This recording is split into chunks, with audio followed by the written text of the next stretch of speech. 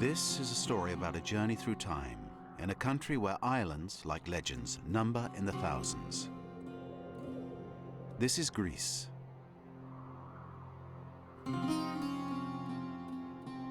The 16,000 kilometers of coasts are among the most scattered in southern Europe.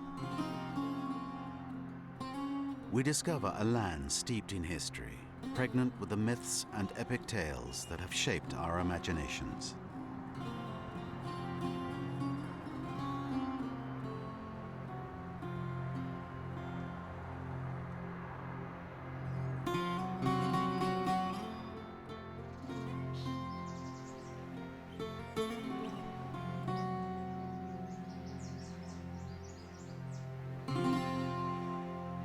Our journey begins in the country's northernmost reaches, at the crossroads of east and west. Just off the coast of Albania, and not far from the Italian shores, we find ourselves on the island of Corfu.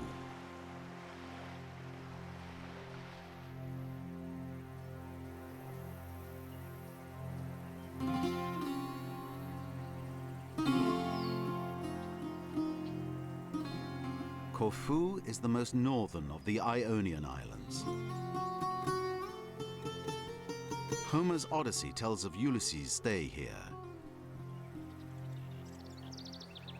Corfu, or Kerkyra in Greek, was the last place Ulysses stopped before he made it back to Ithaca.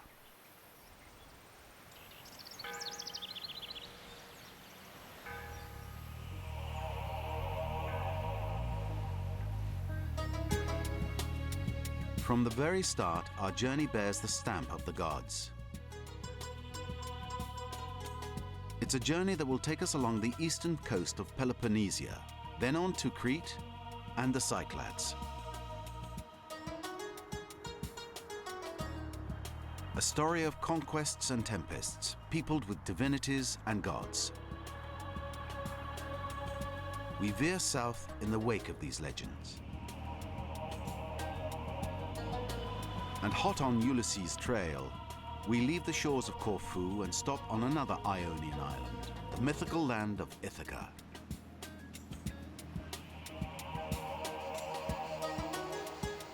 After 20 years wandering around the Mediterranean, Ulysses finally reached the island where he was king and where his wife, Penelope, was waiting for him. She had never lost hope and came up with an extremely clever plan to get rid of her many suitors.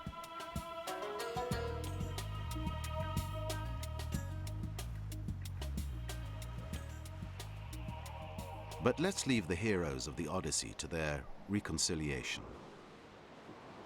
We veer a few kilometers west and find ourselves on the shores of Kefalonia, an island for solitude and meditation, like this stunning monastery perched above the sea. Those drawn to the monastic life come to this mystical spot in search of answers.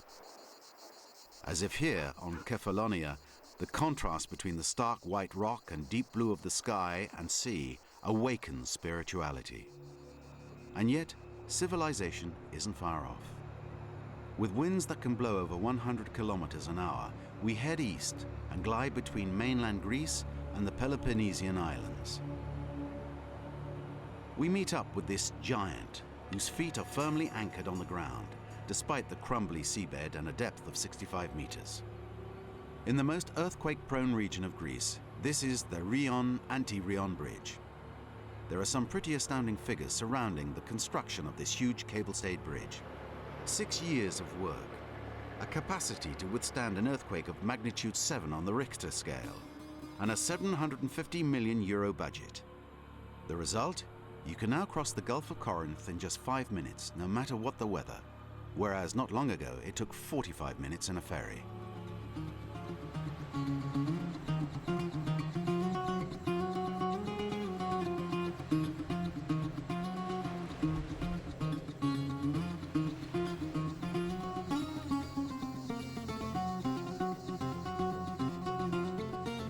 On the road to Athens, myriad tiny villages line the west coast of the Gulf of Corinth, in the heart of one of the most earthquake-plagued regions in Europe.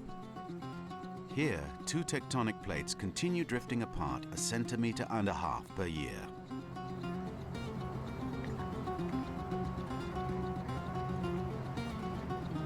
Just a few dozen kilometers from Athens, we have the Corinth Canal, another act of defiance to the Earth's tremors and jolts. Unlike the Rion-Antirion Bridge, the canal separates the Peloponnesian Peninsula from the rest of Greece. Linking the Ionian and the Aegean Seas, it saves ships from having to make a 400-kilometer detour around the peninsula. But the skippers of really big ships have to use extra skill and caution to navigate through.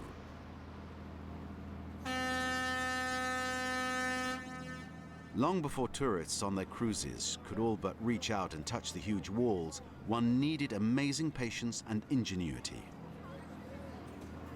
In the 6th century BC, boats were towed over land by chariots on a paved trackway. 6 centuries later, Emperor Nero ordered the construction of a canal here to save the hassle. He inaugurated the project with a golden spade, but the flip side of the coin is less glorious. In 1 year, 6,000 Jewish prisoners had worked themselves to near death, and the project, deemed too expensive, was finally abandoned when Nero died. It wasn't until 1893 that the canal we see today finally got built.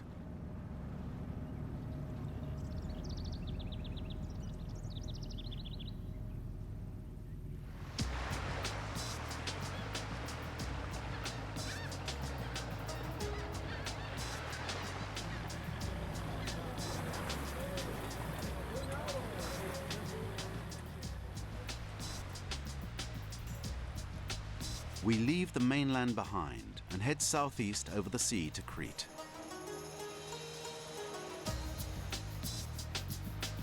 On our way, we take a little detour by an island that's the pearl of the Saronic Gulf. This is Porus, a small hilly island shaped like an olive, covered in vineyards and jasmine. A little patch of paradise where easy living is not simply a legend. This enchanting island conjures a summer-like bliss with its light, salt, and turquoise water. We leave Porus behind to discover an undeveloped coast and continue our journey back in time. We follow the west coast of Peloponnesia, where a smattering of churches and monasteries catch our eye. At the southern tip of the peninsula, we spy the Monemvasia citadel, perched on a rock battered by waves and scorched by the sun. A breathtaking remnant of a Byzantine and Venetian fortress.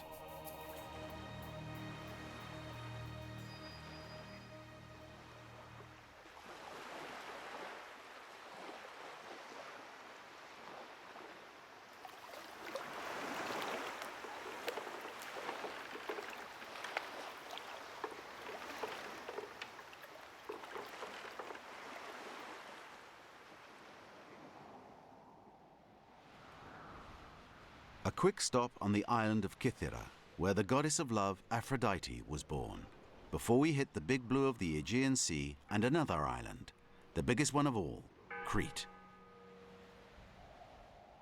80 kilometers south, and there it is, Crete.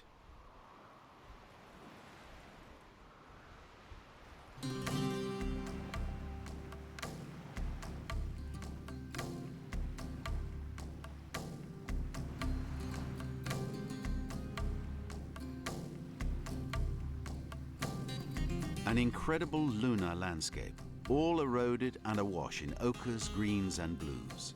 A unique, well-preserved, and unspoiled land. This is Balos Beach, at the northwest tip of the island. At the outermost bounds of Europe and the last rocky frontier before Africa, Crete has always been the object of much envy. A necessary stop-off on the route to the Middle East, the island was occupied by Venetians, Turks, and even the Germans. It fell into Greek hands only in 1913. But Crete remains its own separate world and has always been fiercely defended by its people. The geography of the landscape is an asset, an additional weapon.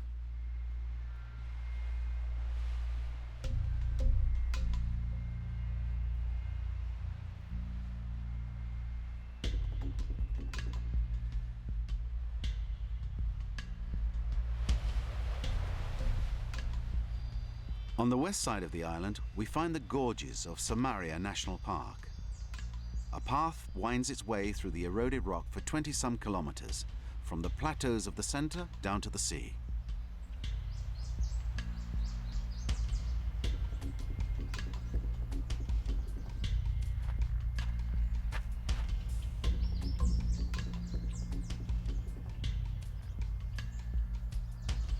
An impregnably strategic position.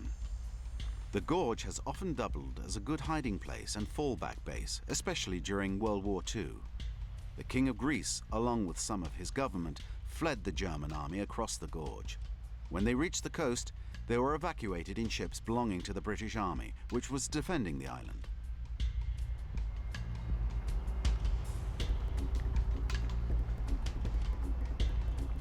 Further east on the island's northern shore, we have the city of Rethymnon, centered around a fortress. A gentle Crete, rich with traditions.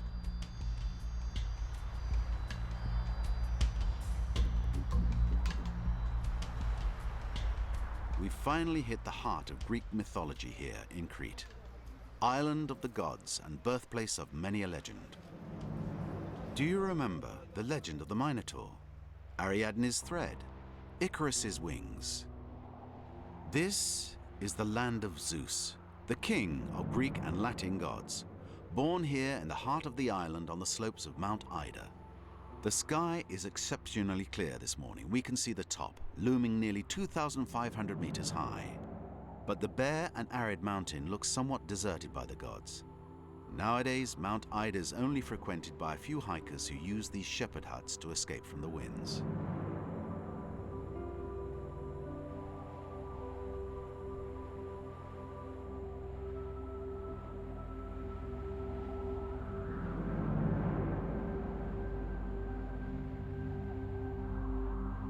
We leave Crete now and head out into the Aegean with its islands of paradise, the Cyclades archipelago.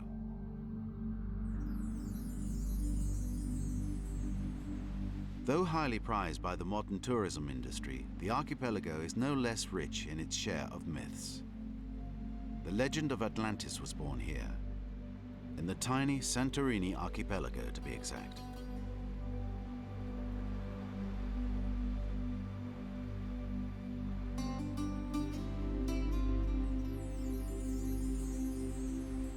A volcano rises up in the heart of Santorini, its caldera rimmed with the stunning little white villages the island is famous for: Thera, Oia, Akrotiri.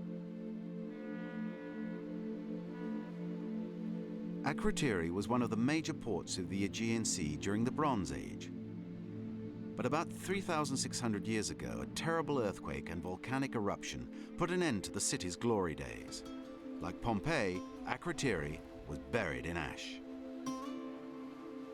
The seismic shock was so huge that Santorini was blown apart, and a major part of the island engulfed by a tsunami that destroyed even the north coast of Crete.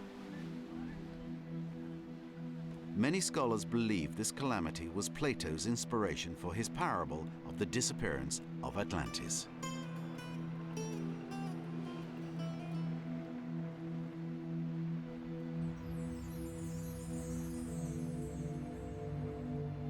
Though the volcanic ash that rained down on the island left it sterile for many years, the eruption also spawned the neighboring islets. Even if there's really no fear of another catastrophe of this scale happening today, the inhabitants still keep an eye on their volcano, which releases the occasional puff of smoke.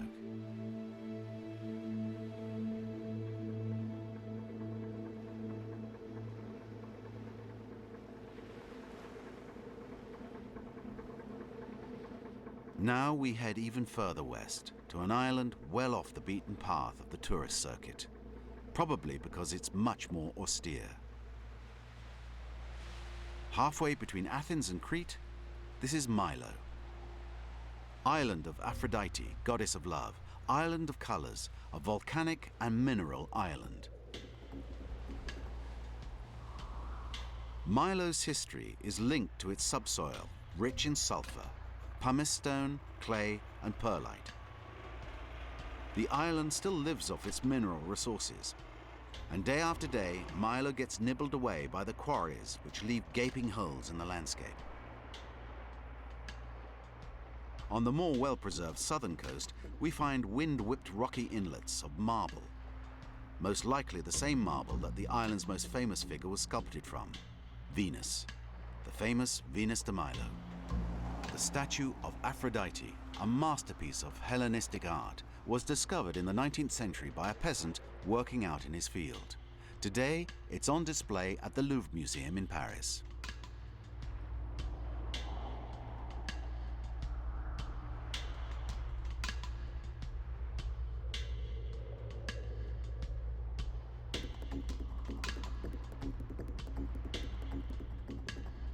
On the north coast of Milo, numerous sea caves double as places of refuge for the endangered Mediterranean monk seal.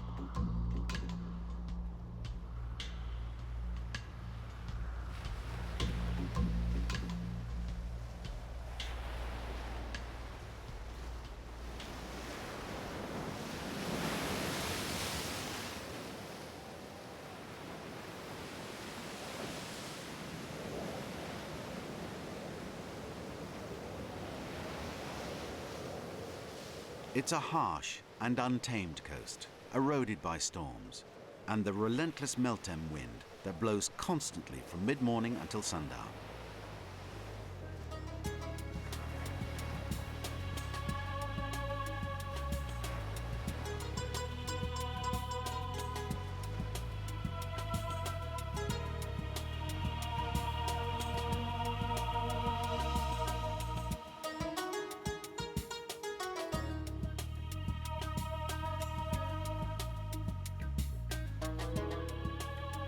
En route towards other little-known lands, the rocky inlets of Poliegos hold water the color of gemstones, where fish shimmer like sapphire and emeralds. Not hard to see why the gods chose to make their home in these parts.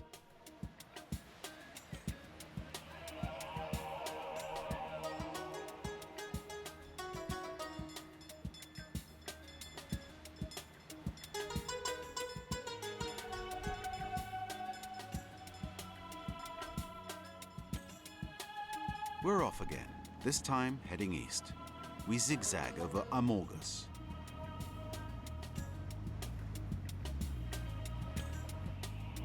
This island with its rocky peaks and gulfs looks pretty familiar. Amorgos is the island in the film The Big Blue, directed by Luc Besson. The Hotsoviotissa monastery is perched 300 meters above the sea. One of the oldest and most important Byzantine edifices in the Cyclades, with a foundation that dates back to 1017. Even with a width of just 1.5 meters in certain spots, the monastery has room for over 100 monks. In 1990, there were only 2 of them left.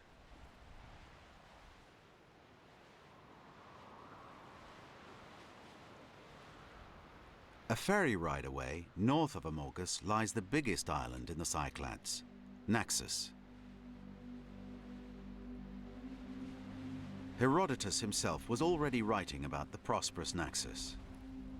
Fruits, vegetables, olive oil, cheese and wine have been produced here since ancient times.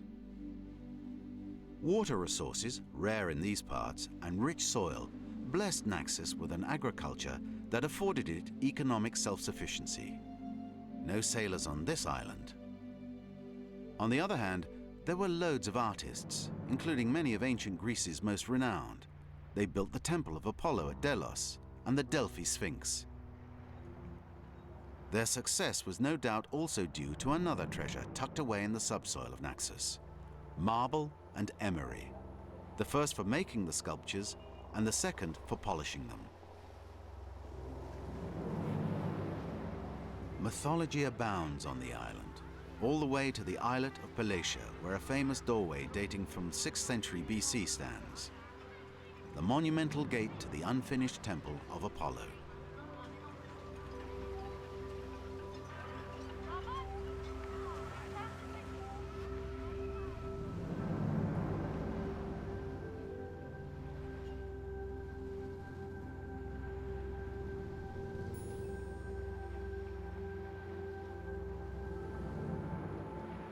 Continuing our journey north, we make a stop on the island of Delos.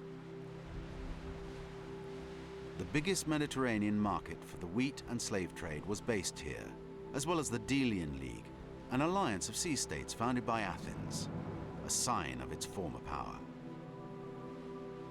A cosmopolitan island par excellence. There were more Egyptian temples built here than anywhere else in Greece, not to mention the first synagogue.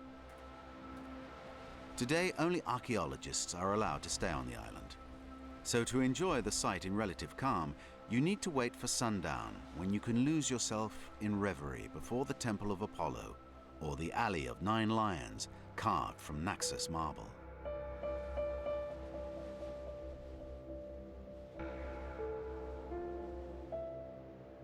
We're now just a hop, skip and a jump from Athens, a few kilometers west for our last stop-off in the Cyclades, Cyrus, an island with a turbulent history.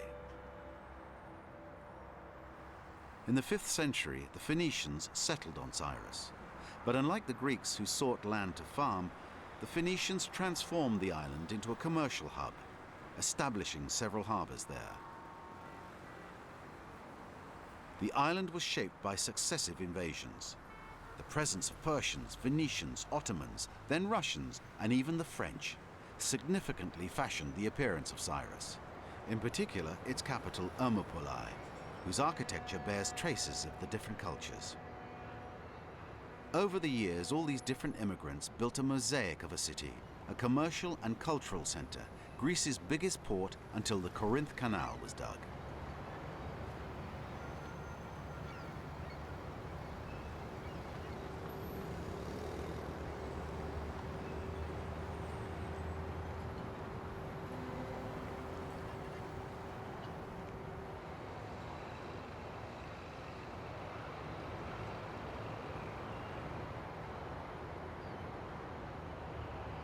We leave the Cyclades, though there are so many other islands to explore, and return to the mainland.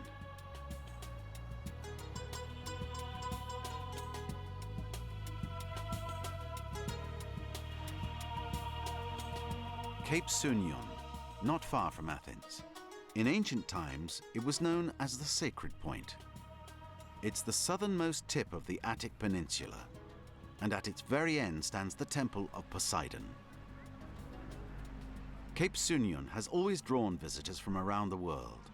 All that remains of the Temple of Poseidon, built in the 5th century BC, are the Doric columns in veined white marble, over 6 meters high. This is where King Aegeus, believing his son had been killed by the Minotaur, threw himself into the sea, which is how the Aegean got its name.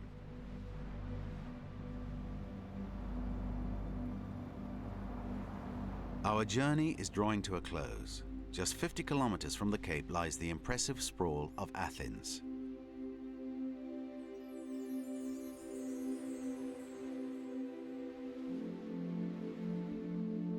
Whereas in ancient times the entire city was clustered around the Acropolis, modern Athens is a sprawling giant of nearly 4 million inhabitants, built on an urban grid.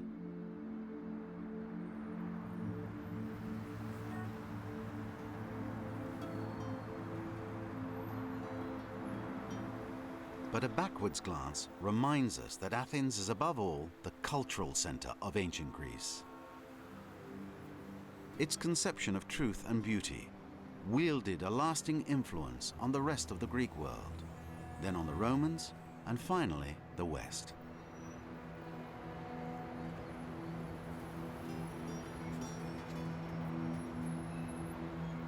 It's also here in Athens where democracy and philosophy were born.